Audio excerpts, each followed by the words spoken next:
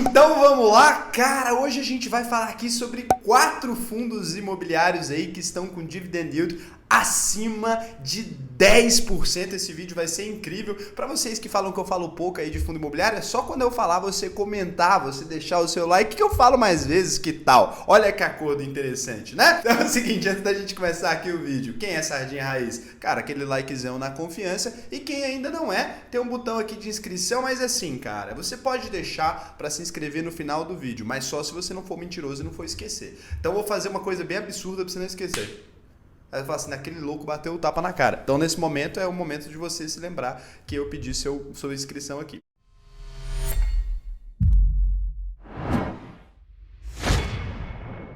Então, na hora aqui de começar o vídeo, o mais importante é a gente entender o que é o dividend yield, cara. Por quê? Porque eu vejo muita gente falando besteira sobre dividend yield na internet. O pessoal não sabe o que é dividend yield e quer ensinar para os outros, né? Quando a gente se torna sócio ali, ou de uma empresa, ou de um fundo imobiliário que seja, essas empresas ali, o fundo imobiliário também é uma espécie de empresa, distribuem pra gente o lucro delas. É bem simples entender isso, né? A empresa tá aqui, ganhou R$50, vai distribuir o lucro para os sócios ali. Então, vamos supor que você comprou uma cota ali de BCFF11, que é um fundo imobiliário aí aberto na nossa bolsa de valores. Você pagou por essa cota, né? Uma cota ali, você pagou R$86,48.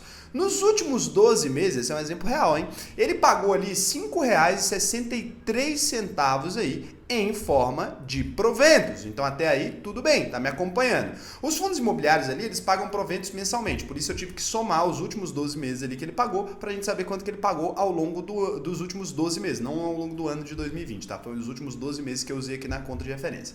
Como que a gente descobre o dividend yield aqui dos últimos 12 meses dele? Se a gente fosse querer fazer esse cálculo, aí você me fala, Raul, se eu soubesse eu não estava assistindo o vídeo. Exato, por isso que eu vou te explicar. Então o dividend yield é igual proventos pagos dividido pelo preço da cota multiplicado por 100 vezes para ficar em percentual. Então, dividend yield aqui do BCFF11 igual R$5,63, que foi o que ele distribuiu ali para os acionistas nos últimos 12 meses, dividido por R$86,48, que é o preço da cota no momento que a gente está gravando o vídeo, que deu 0,06510. E vezes 100, a gente chega aqui então no indicador dividend yield de 6,51%, que é exatamente o dividend yield então do BCFF11. Deu para entender? Eu gosto de fazer essa conta porque isso explica de uma vez por todas, enfia na cabecinha de um monte de gente que o dividend yield não é um valor que você vai ter garantido ali.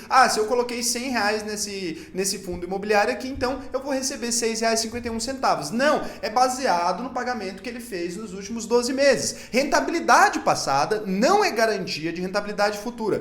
Pode ser que o dividend yield dele fique até maior. Por quê? Pode ser que o preço da cota caia. Você reparou que a gente utilizou o preço da cota do dia? Vamos supor que o preço da cota vai para R$40. Significa que alterou quanto que ele pagou de dividendos no passado? Não. Então o dividend yield é em relação ao preço da cota de hoje. O dividend yield é um indicador atual para te ajudar no processo de tomada de decisão. Ele não serve para você falar assim, eu vou receber isso, como eu vi muita gente falando. Significa, se o dividend yield está 6,51%, significa que esse fundo imobiliário vai te pagar 6,51%. Não vai, tá? Não vai. Pode ser que ele pague até mais ou menos, mas que vai ficar igual nos últimos 12 meses ali. Nos próximos, cara, é muito difícil. Então, por exemplo, se amanhã a cota ficasse aí R$42 do BCFF11, por alguma hecatombe, né? Alguma coisa acontece ali, as pessoas vendem, não significa que ele pagou ali 13,40% em proventos em relação ao preço que ele estava anteriormente. Significa que em relação ao preço atual, se a gente considerar quanto que ele pagou nos últimos 12 meses, ele estaria ali, então, com 13,40% de dividend yield. O dividend yield é um indicador atual, né? Que faz um cálculo utilizando o preço do ativo. Ele serve ali como um indicador de como estava a situação desse fundo imobiliário nos últimos 12 meses. E mesmo com esse indicador aí, ele ainda falha. Por quê? Porque se o preço da cota variou muito, o dividend yield acaba não sendo ali muito verdadeiro. Se você entendeu, cara, comenta aqui embaixo assim, eu entendi e coloca um peixinho pra mim, só pra eu entender aqui se deu pra entender, porque às vezes eu faço essas explicações e eu sou muito rápido assim, eu já expliquei pra vocês aqui algumas vezes, eu tenho uma doença chamada TDAH, que faz com que eu fale rapidinho pra vocês aí. Então se você entendeu aqui, já me fala aí pra eu eu saber que a explicação funcionou e que você finalmente conseguiu entender, então, o dividend yield aí, porque eu sei que muita gente acaba errando aí na hora de explicar esse indicador para as pessoas. Antes da gente falar os nomes dos ativos aqui, esse vídeo não é uma recomendação nem de compra nem de venda. Não tome suas decisões de investimentos aí baseado em um vídeo do YouTube, que senão você pode acabar tendo problemas lá na frente. Então, beleza. O que a gente fez aqui? A gente pegou uma lista com 4 fundos imobiliários que estão com dividend yield superior a 10% nos últimos 12 meses. Qual que foi a metodologia que a gente utilizou aqui? Você avaliou a qualidade de todos esses fundos imobiliários? Você avaliou se eles são ótimos fundos imobiliários para investir, Raul?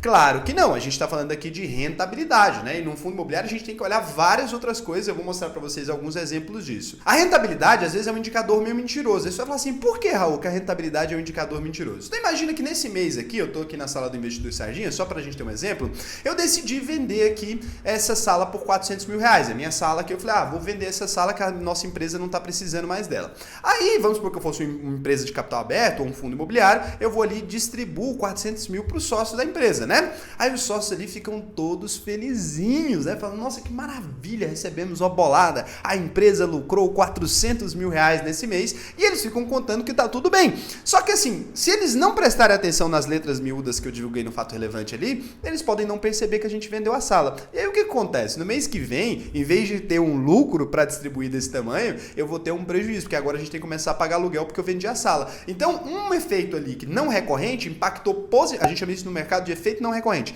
impactou positivamente os nossos resultados nesse trimestre, por exemplo. Mas no trimestre que vem, esse mesmo efeito que foi não recorrente ali vai impactar negativamente. Então, a partir da data que a gente vendeu ali, não vai mais ser possível que a gente não continue sem pagar aluguel, né? Então, a gente vai começar a ter um efeito recorrente ali de prejuízo no caso, né? Vai fazer o quê? Piorar nossa empresa. A gente se livrou de um ativo, distribuiu como dividendos e em vez de colocar dinheiro dentro da empresa e fazer alguma coisa, a gente distribuiu como dividendos. Então, isso impactaria ali. Então, deu para entender isso aqui também? É muito importante todas essas coisas na hora que a gente vai falar de fundo imobiliário, porque senão você às vezes vê ali, tá distribuindo 20% de dividendos e acaba se confundindo. Então, a mesma coisa que eu dei nesse exemplo aqui pode acontecer com um fundo imobiliário, né? Ele pode acabar tendo uma rentabilidade ali que não é sustentável. Então, a gente vai tentar utilizar aqui na nossa lista fundos imobiliários que tenham uma rentabilidade sustentável, que consigam sustentar esse dividend yield acima de 10% por mais tempo. Significa que são bons, Raul? Não, são sustentáveis, não disse bons, né? Então vamos pegar um exemplo aqui de um que não é sustentável, só para vocês entenderem do que eu tô falando na prática, porque eu não gosto de exemplo na teoria, né? Então, o HMOC11, muita gente estava comentando sobre ele em um dos meus vídeos, falando que estava distribuindo muitos dividendos,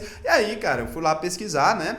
E é um fundo imobiliário de shoppings. Esse fundo, uma cota dele hoje está custando R$ 238,79, você pode falar que é caro, mas ele está com dividend yield, olha que delícia, de 55,66% se você jogar aí nos últimos 12 meses dele. Se você jogar mais recente, 25, sei lá quanto, né? Tá muito alto, não é tão relevante aqui porque a gente não vai falar muito sobre ele, mas então você pode pensar assim, nossa, eu coloco meu dinheiro aqui, eu vou ganhar uma fortuna. Aí você tem que ir lá no gestor desse fundo e verificar, né? Então olha o que a gente chega aqui, tem um fato relevante do Head Shopping Praça, moça do fundo, investimento imobiliário. Aí tem os dados aqui, CNPJ dele, o código dele, HMOC11, e olha o que fala.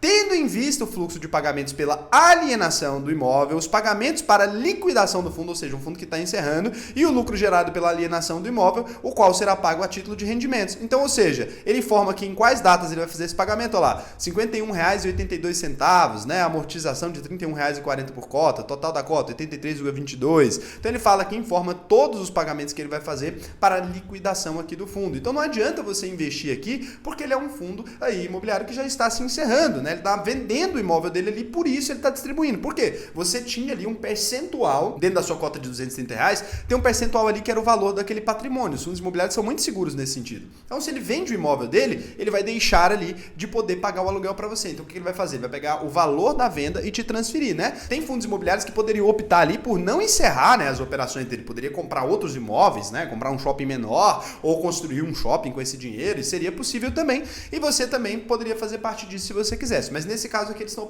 optando então, por vender esse imóvel e liquidar as operações. Então, não são esses casos que a gente vai fazer aqui. A gente vai descartar vários fundos imobiliários aí que podem estar com rentabilidade até melhor, mas que eu percebi ali que não eram sustentáveis. Então, a gente vai tentar aqui falar de alguns fundos imobiliários que, por mais que a estratégia deles sejam arrojados ou que sejam arriscados, são fundos imobiliários que têm como manter esse percentual aí de forma sustentável. sustentável. Tem como manter 10%? Não.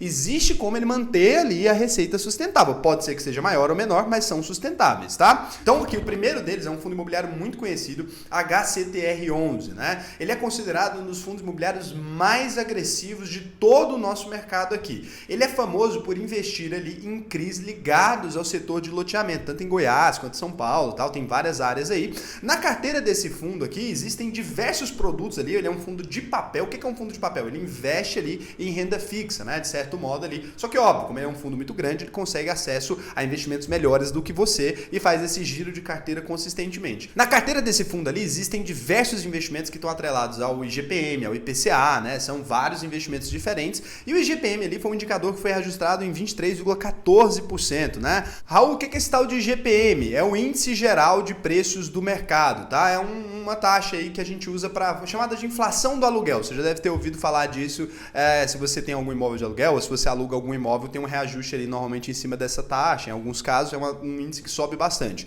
E aí, como ele subiu recentemente muito mesmo, no quadro aqui a gente pode acabar vendo a rentabilidade histórica desse fundo. Lembrando, cara, por mais que ele seja um fundo imobiliário que tem como manter essa taxa, tá? Que ele tem como é sustentável, ele é um fundo extremamente arriscado. Para vocês terem uma ideia, olha a performance dele comparada ao CDI, né? Aqui em janeiro a gente já vê uma performance dele ali de 2,1%, tá? Então assim, 1.430,1% em cima do CDI de rentabilidade. Em fevereiro, 408,7%. Em março, 485,7%. O negócio é insano, né? E se você pega os números dele do ano passado, na rentabilidade acumulada dele, você também vê números assustadores, assim, em cima ali do CDI, né? Se você vê o quanto ele tá passando em cima do CDI, você percebe, e você percebe que ele tá mantendo isso ali desde 2018, né? Então, um fundo que nesse quadrinho aí você consegue ver a performance histórica dele. Os números de 2021 dele já são loucura e tal, já são agressivos, é um fundo super agressivo, HCTR11, tá ligado aí ao setor de loteamento principalmente, ele investe ali nesses CRIs, né, e ligados ao setor de loteamento, é muito interessante, é mantível. Eu não gosto tanto de fundo de papel, quando eu vou buscar fundo imobiliário eu tô procurando mais proteção e não estratégia apimentada ali, mas para quem gosta daquela pimentinha, pô, tranquilo, né? Hectare CE aí, fundo de investimento imobiliário, ele é o HCTR11, uma cota dele hoje está custando R$ 147,51, não é dos mais baratos, o valor patrimonial de cada cota, você vê que já é bem abaixo, ou seja, o patrimônio que ele tem para cada cota que tá ali, né? Então já é de R$ 117,88, por quê? Como ele tá tendo uma performance muito grande, as pessoas estão aceitando pagar um preço mais caro pelo patrimônio dele. Então estão pagando ali 1,25 vezes o patrimônio dele. É como se você estivesse comprando R$1 de patrimônio por R$ 1,25. O restante aqui você está pagando pela gestão, pela carteira dele, pela aquela coisa toda. Então o dividend yield dele nos últimos 12 meses, se a gente fosse fazer essa conta aqui, ficaria em 14,66%, uma rentabilidade realmente espetacular. Parabéns aí para os gestores do fundo, cara, estão mandando muito, né? E a gente vai aqui para o segundo fundo imobiliário. A gente vai aqui para o XPCM11. Cara, esse é um dos fundos imobiliários que estão em crise no momento. Esse fundo imobiliário tem apenas um imóvel localizado ali no RJ, é o que a gente chama de fundo monoativo. Imagina o seguinte, se você aqui tem um patrimônio de R$100 milhões, você preferia colocar esse patrimônio seu, todos os 100 milhões que você tinha, em uma única casa ali, vamos supor que você construísse uma casa de 100 milhões, absurda, e tentar alugar ela, ou você preferia construir talvez, se você tem 100 milhões de reais, 100 casas de R$1 milhão e diversificar? Exato. Tem fundos imobiliários que eles têm propriedades muito caras, né? Uma propriedade única, assim, absurda, muito grande, e eles têm uma concentração num único imóvel. No mercado a gente chama eles de monoativo, e é pejorativamente que a gente chama eles de monoativo, porque quando esse ativo se desaluga, ele fica sem nenhuma receita, do nada. Ele pode passar muito tempo sem conseguir alugar, porque às vezes é um imóvel muito caro. Então, o XPCM11, ele é um tipo de fundo monoativo, ele é dono ali do The Corporate, né? Fica ali na Avenida Prefeito Aristeu Ferreira da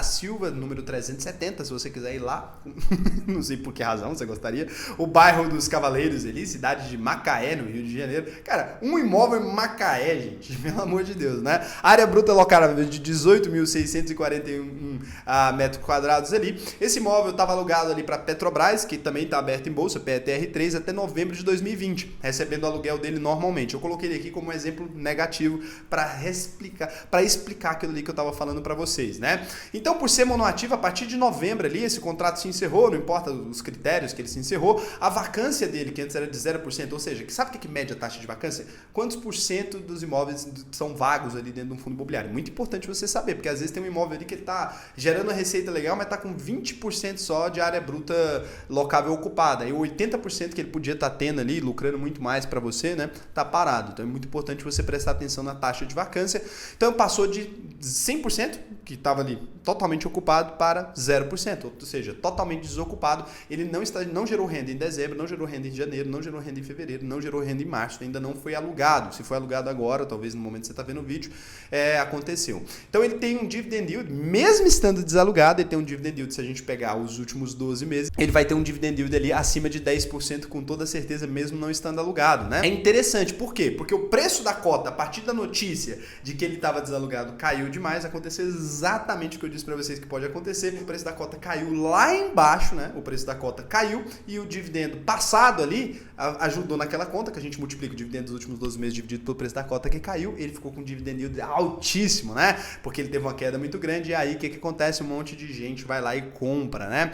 E aí o que acontece? Por conta do risco ali desse imóvel, as pessoas optaram por vender. Só que aí você olha hoje o XP Corporate Macaé, né? O fundo de investimento imobiliário, o XPCM11, o preço dele hoje está custando R$ 39,98 por cota. O valor patrimonial por cota aí é de R$ 73,35, né? Então o patrimônio ali está valendo bem mais do que o preço da cota. E por isso, o preço vezes o valor patrimonial é de 0,55. Significa que a cada R$1 que você está comprando ali desse fundo, você está pagando 55 centavos, né? Você está tendo um lucro imediato ali, patrimonial, de 45 centavos. É como se você comprasse um prédio que custa R$1.000 por R$500, por exemplo. O dividend yield dele dos últimos 12 meses está em 25,84%. Só que aí lembrando, Raul, então esse fundo é um lixo, nunca mais vale a pena? Não, se você acredita que esse imóvel, por alguma razão você entende desse setor ali, você acredita que esse imóvel pode vir a ser alugado novamente, ou se fala, pô, Pedro, por esse preço, né? Às vezes uma coisa de 100 mil eu tô comprando por 55 mil, cara, por esse preço aqui, mesmo que eu fique desalugado com ele muito tempo, eu toparia pagar. Então, assim, os fundos imobiliários não podem ter dívida, né? Acaba que eles conseguem sustentar essa situação por mais tempo. Então, se você acredita na recuperação, ou que ele vai conseguir alugar, lembrando, é um imóvel muito grande, pode demorar anos talvez, eu não sei, né? Não tenho noção mesmo, mas pode demorar muito tempo para ele alugar novamente, mas nesse caso ainda você poderia investir nesse fundo imobiliário tranquilamente. Mas é muito importante vocês então não buscarem somente por rentabilidade, você entendeu? Rentabilidade passada não é garantia de rentabilidade futura, o XPCM aqui é um bom exemplo disso. Cara, só isso aqui, essa explicação com um exemplo prático e tudo mais, valeu a sua inscrição. Aperta no botão de se inscrever aqui. Eu falei que eu ia te lembrar, lembra da mãozada na cara? Agora valeu. Depois que eu já te entreguei, tô pedindo pra você se inscrever, se inscreve aí. Então a gente vai falar aqui do terceiro, que é o RSR11. O RSR11 é um fundo imobiliário também do tipo de papel. Não é coincidência que quando você vai ali procurar fundos mais rentáveis, você encontre na maioria dos casos fundos de papel e não fundos de galpões logísticos ou fundos de laje corporativa. Por quê? Porque os fundos de papel, eles fazem uma gestão ativa desses papéis deles ali, ficam vendendo e comprando, né? Uma espécie de especulação nos papéis de renda fixa ali, e eles acabam garantindo, eles têm custos menores, acabam garantindo, às vezes, né, uma rentabilidade maior. Eu não gosto tanto porque é o que eu falei para vocês. Quando eu estou procurando investir num fundo imobiliário, eu estou querendo estabilidade. Esses fundos não têm uma estabilidade, eles têm um monte de papel ali, né, como se fosse um monte de renda fixa, não é tão estável, apesar de ter aí um bom histórico, né, todos esses que eu mostrei aqui, tem um bom histórico aí gerando lucro para os acionistas. Então ele tem principalmente ali na carteira dele certificado de recebíveis imobiliários, a gente chama de CRI, letras hipotecárias, LH, letra de crédito imobiliário, LCI, e demais títulos de valores imobiliários que venham a ser permitidos pela legislação ali. Ele fala que coloca qualquer coisa tal como a letra imobiliária garantida. Hoje a taxa de administração sobre o patrimônio dele é de 0,20% ao ano sobre o patrimônio líquido, ou seja, ele cobra ali essa taxinha. Então, quais são os indicadores dele aí principais, né? O fundo de investimento imobiliário ali, o RSR11, o preço dele por cota está em R$ 104,97, o valor patrimonial dele por cota um pouquinho abaixo, pessoas estão dispostas a pagar um pouquinho mais porque está gerando bem, R$ 95,80 de valor patrimonial, o dividend yield dele está 11,83% de maneira sustentável e o PVP dele ali, o preço pelo valor patrimonial, R$ 1,10, ou seja, cada R$1 que ele tem patrimônio, você está pagando R$1,10, está mais caro, é o caso inverso do XPCM. Então aqui a gente vai para o último fundo imobiliário aqui. Esse é um fundo que eu sempre quis trazer aqui para vocês, porque é um fundo que eu acho super interessante e algumas pessoas não entendem muito muito bem esse fundo e eu vou fazer questão aqui de explicar isso para vocês. Então, o quarto fundo que a gente vai trazer aqui é o FIP11B, né? O FIP11, então, o famoso fundão sazonal aqui. Esse fundo ele tem um monte de imóveis, tá? Ele tem imóveis aqui espalhados por vários lugares, né? A maior parte, ele tem 7 ativos ali em 5 estados. A maior parte dos imóveis dele ali ficam no Paraná, mas ele também tem imóveis na Bahia, Minas Gerais, no Rio de Janeiro e em São Paulo. Então, assim, ele aluga ali para diversas empresas, para a Ambev ali, ele aluga em São José dos Pinhais, ele aluga para a Barry Callebaut ali, em Ilhéus, na Bahia, ele aluga para a C&A em São Paulo, no bairro Tatuapé, ele aluga para a Danfosa ali em Osasco, né? Ele aluga para Lojas Líder em Nova Iguaçu, Magazine Luiza em Biporã ali, não sei se já desalugou, eu lembro de uma notícia que tinha desalugado, parece, depois voltou a alugar, então não sei. A Telha Norte também em Contagem, Minas Gerais. Quem souber informações mais atualizadas dele pode trazer aqui, mas tá vendo como são muitos imóveis, não é tão relevante a informação quanto é para aquele da Petrobras, né? Você vê que ali ele se lascou. O que acontece? Esse fundo ele é sazonal e por que as pessoas entendem muito mal esse fundo e por que eu quis trazer ele aqui? Ele tem um aluguel que ele cobra ali em janeiro da Ambev. Então em janeiro a receita dele tem um dividendão e depois disso ele vai dando uma baixada. E aí nos momentos que ele não tá com esse dividendão, ele fica com a conta mais baratinha. Na época de pagar o dividendão, depois que ele paga o dividendão ali em janeiro, fevereiro, ele fica com a cota mais altinha. Então, como ele tem essa sazonalidade, é muito importante você prestar atenção nisso também, porque ele é um fundo imobiliário de tijolo, é um fundo imobiliário super interessante ali, só que por conta dessa sazonalidade, na maioria dos casos, ele é negociado um pouquinho abaixo do valor patrimonial e é um fundo super estável, um fundo super interessante. Detalhe, tá? Não tô aqui, não é uma recomendação, nenhuma parte desse vídeo é uma recomendação de investimento nenhum, como eu deixei bem claro para vocês lá no começo, né? Não é a recomendação, mas aqui ele tem uma característica bem interessante. A taxa de administração dele, diferente de outros fundos que cobram a gestão do valor patrimonial dele ali, ele acaba cobrando uma taxa de administração de R$ 17.426. Então, assim, eu achei bem honesto, bem interessante essa taxa, porque é basicamente para pagar a equipe ali. E ele também tem uma consultoria imobiliária ali de R$ 15.152,25 mensais ali. Aí, se a gente for aqui para os indicadores dele, né, o RB Capital Renda, né, então ele está ali FIP11B, né, o ticker dele na Bolsa de Valores, o valor patrimonial dele é R$ 193,16, o preço por cota dele está em R$ 196,50, viu? Que eu falei bem parelho. E o dividend yield dele dos últimos 12 meses é 10,55%, super interessante também. O PVP dele é de 1,02 vezes. Cara, muito interessante aqui. Espero que vocês tenham gostado aqui dos 4 fundos imobiliários que eu trouxe para vocês. E eu quero te fazer um lembrete, né? Hoje, por um acaso, nessa sexta-feira, é o último dia para você garantir a sua inscrição no meu treinamento online que vai ter aqui, onde eu vou ensinar em 8 semanas qualquer pessoa a se tornar um investidor que saiba fazer muito mais do que isso aqui. Se você quiser, cara, clica no link aqui embaixo, garante sua inscrição e vem pra cá. Então, um beijão. O vídeo de hoje foi só e até a próxima.